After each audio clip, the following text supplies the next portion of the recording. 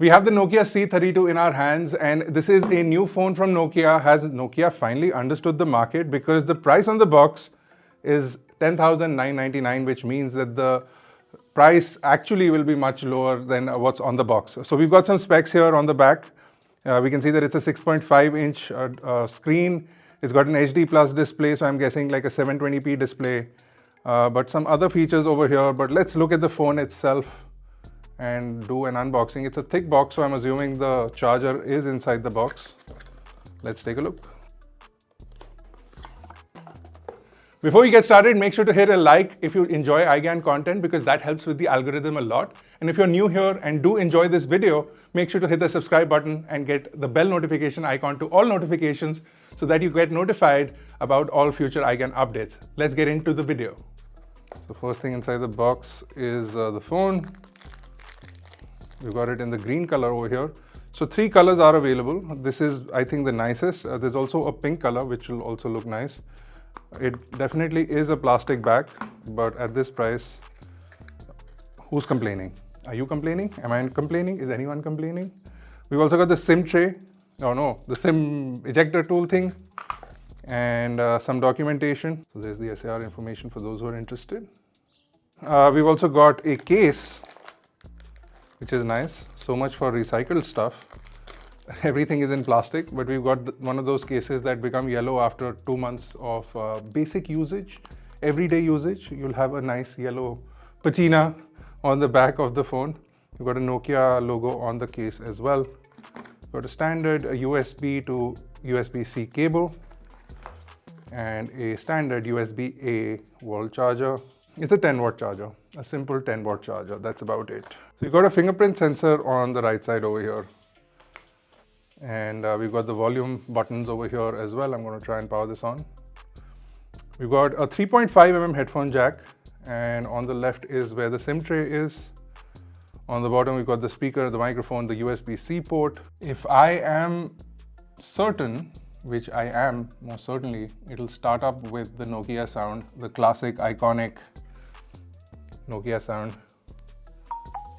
There you go. The screen is extremely fingerprint friendly. Fingerprints are very easy to get on the screen over here, and smudges as well. Fairly easy to clean as well. Okay, so let's quickly set this up. Okay, so let's quickly set up the fingerprint sensor and see how quick and responsive it is. So it's saying things like the area has already been enrolled, so it knows what part of my finger has been scanned. Okay.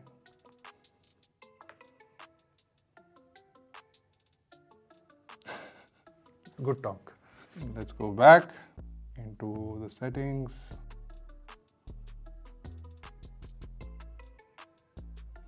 Okay, so let's see how responsive the fingerprint sensor is. Not too bad. It's not the fastest, of course, but it does recognize in one tap. So running everything on this is a Unisoc chip. It's a 22 nanometer chip. So just to tell you the name, I have to read it. It's the SC9863A1 Unisoc chip, which is on this device. And you're also getting 3 GB or 4 GB of RAM as standard, but you do have some virtual RAM in there as well. So this one you can see is a 4 GB, but you can turn on memory extension. That will use some of the NAND flash as the RAM. It's not the best idea because the NAND is not as fast as the RAM in certain cases. But you can extend the RAM for certain applications, which will be good for the kind of usage that people will have. This also has a 5000 mAh battery, but with 10-watt charging, it means that you will be basically charging this phone for a very long time. So on the back, you've got 2 cameras here, a 50 megapixel main camera, a 2 megapixel secondary camera. And on the front, you've got an 8 megapixel camera on the front of this. You can shoot 1080p video from both the front as well as the rear. But there's no, actually from the front you can only shoot 720p video, and from the rear you can shoot full HD video, which is great, I think, considering the price bracket. The phone is really fast and responsive. It's running Android 13 out of the box, and because it's running basically stock Android, you're going to get updates quite frequently on this phone. So let me quickly Just confirm Android version. So it's running Android 13 right now with the 5th April security update already installed on this device.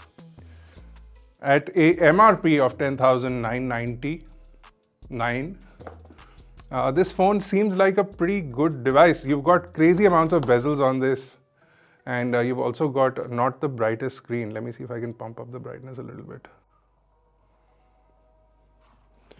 So you've got a fairly not so bright, and the viewing angles on this also, let me quickly show you. So if you see from the side, not the greatest.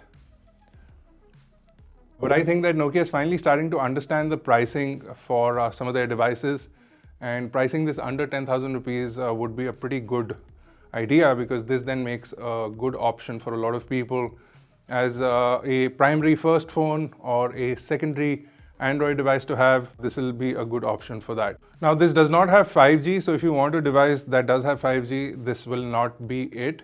So another thing to know is that this also has a 2.5D glass, so it curves nicely on the front, and this also has an IP52 rating, which means that it's got some sort of dust resistance as well as waterproofing built in to the Nokia C32. While this phone doesn't have 5G, which is still acceptable considering its price range, this also doesn't support 5 GHz networks for Wi-Fi. So if you have a 5G Wi-Fi network at home, this will not connect to it. You'll need to connect to standard 2.5 GHz networks. Feels really nice in the hand. It's got a squared off edge, so the frame is fairly straight. In fact, yeah, it'll stand on its own as well. So that's a feature. Is it a feature? I'm not sure. But there you go, guys. There was a quick look at the Nokia C32.